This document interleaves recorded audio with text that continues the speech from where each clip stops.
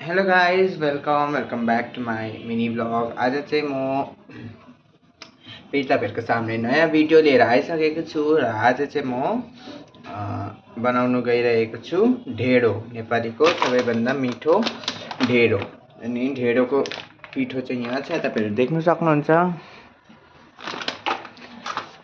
ढेँडोको पिठो चाहिँ यहाँनिर छ हो। अनि यो चाहिँ अस्ति मलमा पाएर मलबाट लिएर आएको थिएँ हो। त अब यहाँ कराई पनि रेडी छ ढेँडो बनाउनको लागि। त अब चाहिँ म यसमा पहिला ढेँडो बनाउनको लागि चाहिँ म पानी तताउनु पर्छ।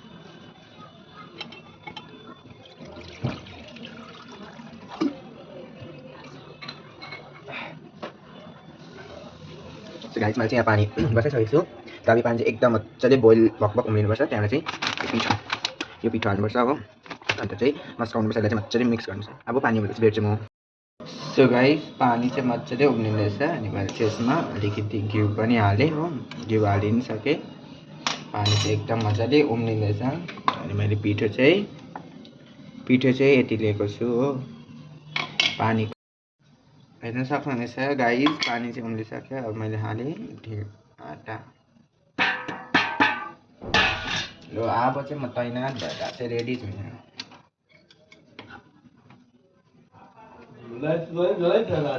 भिडियो बनाउँदैछु नि त, त्यही भएर जलाएको नि। अब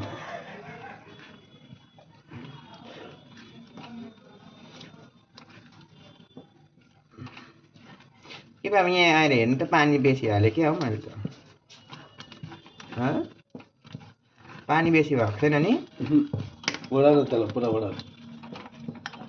पानी पनि त त्यस्तै छ नि त, ओडाल्नु रक्सी बनायो फेरि।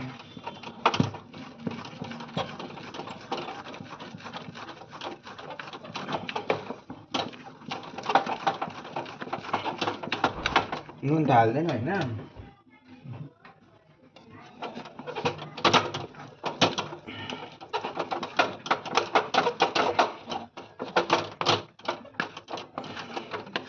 गाइस, यसलाई चाहिँ मजाले यसरी के भन्छ अरे बाबा यस्तो गर्नुलाई? यसरी चलाउनुलाई के पो भन्छ? दाबिलोले चाहिँ के गर्छ भनेको हौ? ओडाल के भन्छ होइन यसलाई?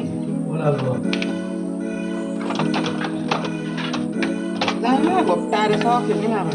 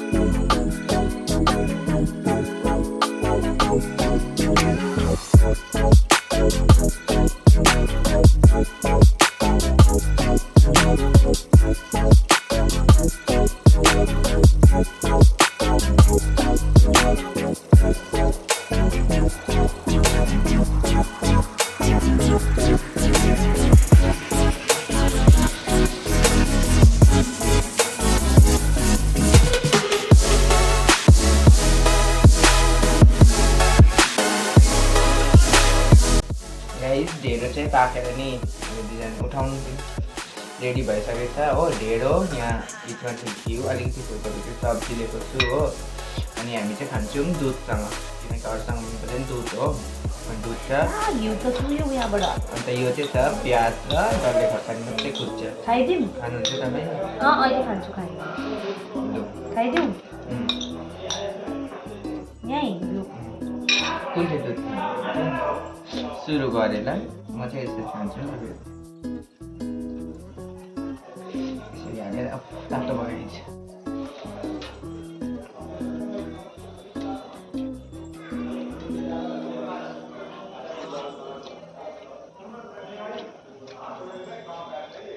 अब चाहिँ आफ्नो मर्जीले खाने होइन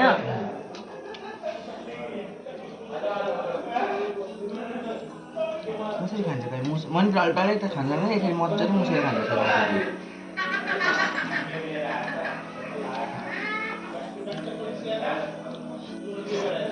ओ माई गॉड डर लाग्दो रहेछ हौ भयो त नि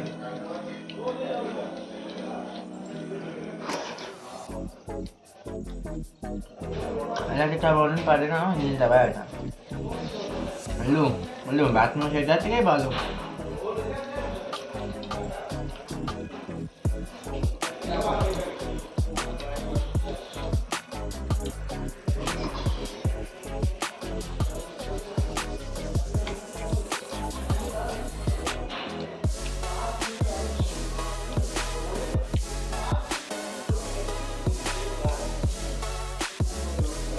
यहाँ चाहिँ छ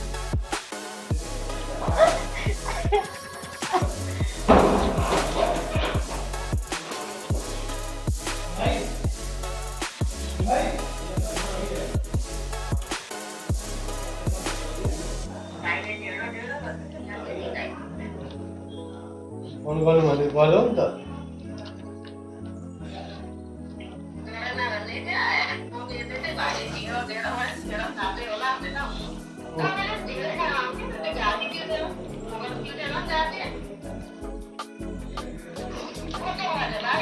मिठो भाषा मिठो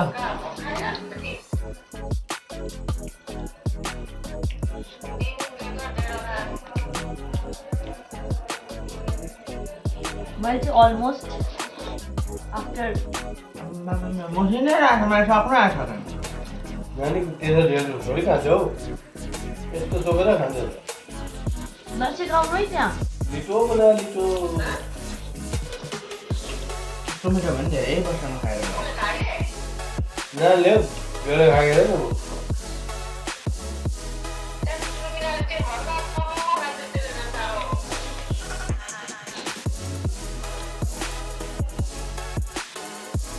नुन चाहिँ छैन त नुन हाल्दैन हाले धेरै मात्र मैले सोधेको त फोन गरेर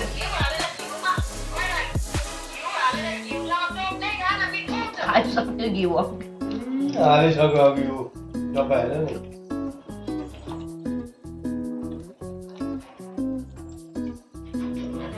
टालिन थाली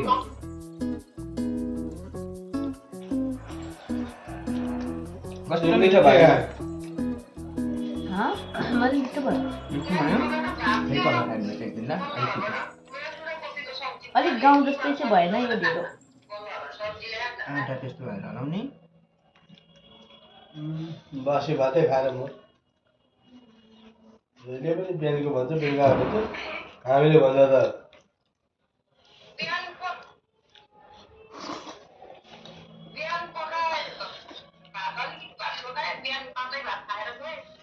यसरी खानुहोस् यस्तो गर्यो माथि चाल्नुमा पनि अथवा यो देखेर घिनाउँदैन मान्छे यस्तो हुन्छ हो यो बोटुको त्यहाँ के भयो रुखको त्यो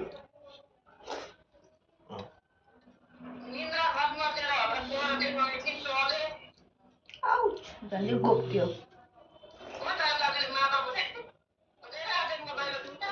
टु मच नुनै छैन